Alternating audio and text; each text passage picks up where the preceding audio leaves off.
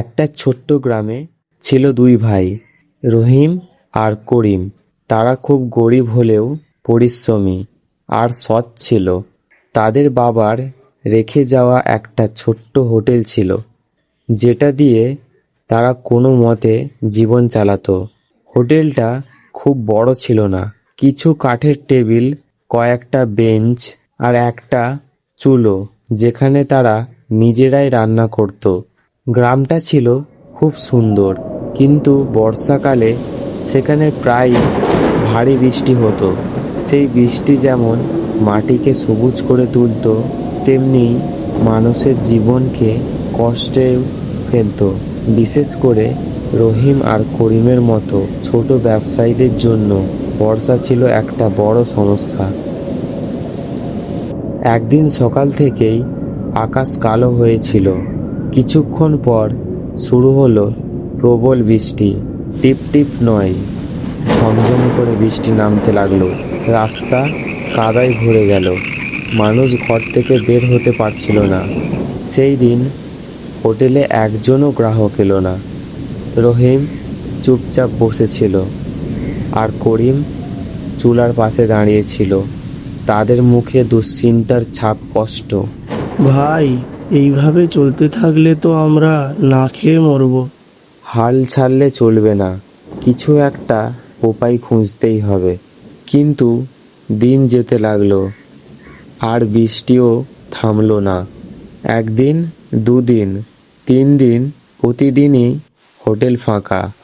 তাদের কাছে যে সামান্য টাকা ছিল সেটাও শেষ হয়ে গেল। তারা অনেক দিন ঠিকমতো খেতেও পারল না। এক রাতে তারা দুজনেই খুব ক্ষুধার্ত ছিল। ভাই, মনে হয় এই হোটেল বন্ধ করে অন্য কিছু কাজ খুঁজতে হবে। না, আমরা এত সহজে হার মানব না। এই হোটেলই আমাদের সবকিছু। আমরা এটাকে নতুনভাবে গড়ে তুলব। পরদিন সকালে বৃষ্টি একটু কম ছিল। রহিম বাইরে বের হলো। সে দেখল অনেক মানুষ বৃষ্টির জন্য বাড়িতেই বসে বিরক্ত হয়ে আছে। তখন তার মাথায় একটা নতুন ভাবনা এলো। আমরা শুধু হোটেলে বসে থাকলে হবে না, আমাদের কিছু আলাদা করতে হবে। কি করতে চাও? আমরা বাড়ি বাড়ি খাবার পৌঁছে দেব। যারা বের হতে পারছে না তাদের কাছে আমরা খাবার নিয়ে যাব। করিম প্রথমে একটু অবাক হলো, কিন্তু তারপর বলল, আইডিয়াটা খারাপ না, কিন্তু আমাদের তো কোনো ব্যবস্থা নেই। আমরা নিজেরাই ব্যবস্থা করব। ছাতা আছে, আর একটু কষ্ট করলেই সব সম্ভব। তারা সেদিন থেকেই কাজ শুরু করলো। তারা অল্প কিছু খাবার রান্না করলো, গরম খিচুড়ি, ভাজা আর চা। তারপর ছাতা নিয়ে গ্রামে বের হলো। প্রথমে কেউ তেমন আগ্রহ দেখায়নি, কিন্তু এক বৃদ্ধা মহিলা বললেন, বাবা, একটু গরম খিচুড়ি পেলে ভালোই হতো। তারা দ্রুত তাকে খাবার পৌঁছে দিল। সেই খাবার খেয়ে বৃদ্ধা খুব খুশি হলেন। তিনি আশেপাশের লোকদের বললেন, ওই দুই ভাইয়ের খাবার খুব ভালো। ধীরে ধীরে খবর ছড়িয়ে পড়ল। মানুষ তাদের কাছ থেকে খাবার নিতে শুরু করলো। বৃষ্টির দিনে ঘরে বসেই গরম গরম খাবার পেয়ে সবাই খুশি। রহিম আর করিম দিন রাত পরিশ্রম করতে লাগলো। তারা শুধু খাবারই নয়, হাসি মুখে সেবা দিত। তাদের ব্যবহার এত ভালো ছিল যে মানুষ তাদের প্রতি আরো বেশি আকৃষ্ট হলো। কয়েকদিন পর বৃষ্টি কমতে শুরু করলো। মানুষ আবার বাইরে বের হতে লাগলো। তখন তারা আবার হোটেল খুলে বসলো। কিন্তু এবার একটা বড় পরিবর্তন দেখা গেল। আগে যেখানে দিন কয়েকজন গ্রাহক আসতো, এখন সেখানে অনেক লোক আসতে শুরু করলো। কারণ যারা তাদের বাড়িতে খাবার খেয়েছিল তারা সবাই হোটেলে এসে খেতে চাইলো। একদিন হোটেল এত ভরে গেল যে বসার জায়গা পর্যন্ত ছিল না।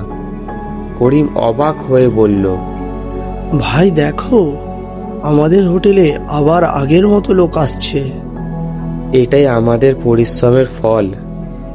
তারা শুধু বৃষ্টির সময়েই নয়, পরে নিয়মিতভাবে হোম ডেলিভারির ব্যবস্থা চালু রাখলো। এতে তাদের ব্যবসা আরও বেড়ে গেল। ধীরে ধীরে তারা হোটেলটা বড় করলো, নতুন টেবিল, নতুন চেয়ার, এমনকি আরও কর্মচারীও নিয়োগ করলো। কিন্তু তারা কখনো তাদের পুরনো দিনের কষ্ট ভুলে যায়নি।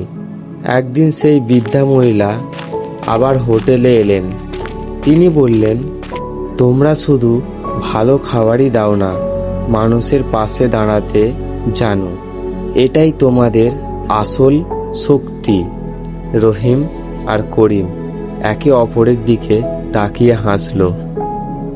এই গল্প আমাদের শেখায়, কঠিন সময়ে হাল না ছেড়ে নতুনভাবে ভাবতে পারলেই সফলতা আসবেই।